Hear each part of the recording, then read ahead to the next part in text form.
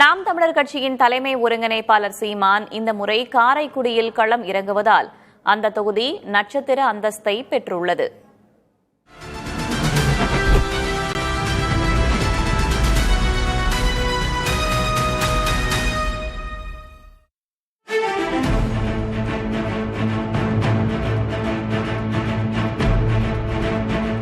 கடந்த 2016ஆம் ஆண்டு முதல் முறையாக சட்டமன்ற தேர்தலில் போட்டியிட்டது நாம் தமிழர் கட்சி. அக்கட்சியின் தலைமை ஒருங்கிணைப்பாளர் சீமான் கடலூரில் முதல் முறையாக களம் கண்டார்.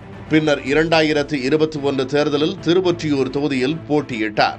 இந்த முறை சொந்த மாவட்டமான சிவகங்கையில் உள்ள காரைக்குடி தொகுதியில் சீமான் களமிறங்குகிறார். கடந்த 2024 நாடாளுமன்ற தேர்தலில் நாம் தமிழர் கட்சி வேட்பாளர் எழிலரசி காரைக்குடி சட்டமன்ற தொகுதிக்கு உட்பட்ட பகுதியில் மட்டும் 28,000க்கும் அதிகமான வாக்குகளை பெற்றதுதான் சீமானை இங்கு இழுத்து வந்திருப்பதாக கூறப்படுகிறது.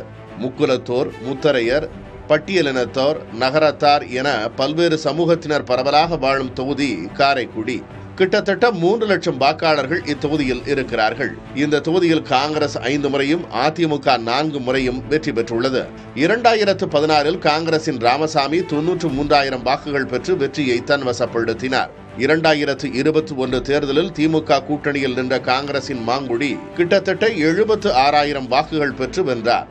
இதில் கவனிக்கத்தக்க விஷயம் என்னவென்றால், காரைக்குடியில் 2016இல் வெறும் 5,344 வாக்குகளை மட்டுமே பெற்ற நாம் தமிழர் கட்சி 2021இல் 4 மடங்கு, அதாவது 23,872 வாக்குகளை பெற்றது.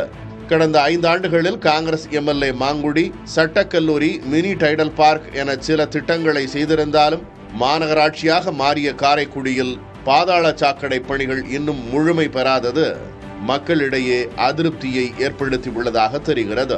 இந்த முறையும் திமுக கூட்டணியில் உள்ள காங்கிரஸ் வேட்பாளர் இங்கு களம் காண்கிறார்.